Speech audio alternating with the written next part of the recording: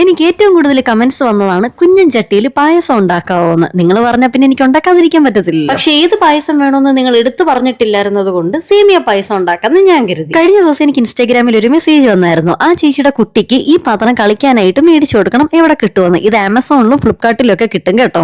പിന്നെ എല്ലാവർക്കും ഇതിന്റെ വലിപ്പം ഇത് ചെറുത് തന്നെയാണോ എന്നാണ് അറിയേണ്ടത്. എന്റെ കൈ കണ്ടു, എന്റെ കൈപ്പത്തിനെക്കാട്ടിലും ചെറുതാണ് ഈ പാത്രങ്ങൾ. നമ്മളുടെ വീടിന്റെ ചുറ്റുപറ്റത്തുള്ള കൊതുമ്പും ചുള്ളിക്കമ്പും എല്ലാം കൂടെ പെറുക്കി വെച്ച് ആദ്യം ഒരു അടുപ്പ് കൂട്ടണം. നെയ്യ് ഒന്ന് തിളച്ചു വരുമ്പോ തന്നെ അണ്ടിപ്പരിപ്പും കിസ്മിസും കൂടിയിട്ടൊന്ന് മൂപ്പിച്ചെടുക്കണം. ഇനി അതേ നെയ്യിലേക്ക് തന്നെ സേമിയ കൊച്ചുണ്ടാപ്രിയായിട്ട് ഒടിച്ചു മടക്കി പെറുക്കിയിട്ട് കൊടുക്കണം. ആവശ്യത്തിന് പാലും കൂടെ ഒഴിച്ച് വേഗാനായി മൂടി വെക്കും. അപ്പൊ ഇതേപോലത്തെ കുട്ടി കുട്ടി പാത്രങ്ങൾ വാങ്ങാൻ പൈസ ഇല്ലല്ലോ എന്നോർത്ത് നിങ്ങൾ ആരും വിഷമിക്കണ്ട. നമ്മൾക്ക് എല്ലാവർക്കും ഇതേപോലത്തെ ചെറിയ പാത്രങ്ങൾ വീട്ടിൽ ക്ലേ ഉപയോഗിച്ച് ഉണ്ടാക്കാൻ വേണ്ടി പറ്റും. അതിന്റെ ഡീറ്റെയിൽ വീഡിയോ ആയിരിക്കും ഞാൻ നാളെ തൊട്ട് ഒരു 10 ദിവസത്തേക്ക് അപ്ലോഡ് ചെയ്യുന്നത്. മറക്കാതെ ഇപ്പൊ തന്നെ ചാനൽ സബ്സ്ക്രൈബ് ചെയ്ത് വെച്ചോ, എങ്കിൽ മാത്രമേ ഞാൻ വീഡിയോസ് ഇടുമ്പോൾ നിങ്ങൾക്ക് നോട്ടിഫിക്കേഷൻ കിട്ടത്തുള്ളൂ. തിളച്ചു വന്ന പായസത്തിലേക്ക് പഞ്ചസാരയും മിൽക്ക് മെയ്ഡും വറുത്ത് കോരി വെച്ചിരിക്കുന്ന കാഷ്നട്ടും കൂടി ഇട്ട് കൊടുത്തപ്പോഴത്തേക്ക് നമ്മുടെ അടിപൊളി മിനിയേച്ചർ പായസം റെഡി ആയിട്ടുണ്ട്. കഴിഞ്ഞ ദിവസം ബിരിയാണി മേടിച്ചപ്പോൾ അച്ചാർ ഇട്ട് വന്ന പാത്രമാണ് കേട്ടോ. ഞാനത് അന്നേ അങ്ങെടുത്ത് മാറ്റി വെച്ചിരുന്നു. അപ്പൊ നിങ്ങൾ ഇതിന് 10ൽ എത്ര മാർക്ക് കൊടുക്കും? അടുത്തത് എന്ത് ഐറ്റം ഉണ്ടാക്കണമെന്ന് കമന്റ് ഇടാൻ മറക്കണ്ട. അപ്പൊ ഇഷ്ടമെങ്കിൽ ഒരു ലൈക്ക് ഒക്കെ തന്ന് സപ്പോർട്ട് ചെയ്തേക്കണേ.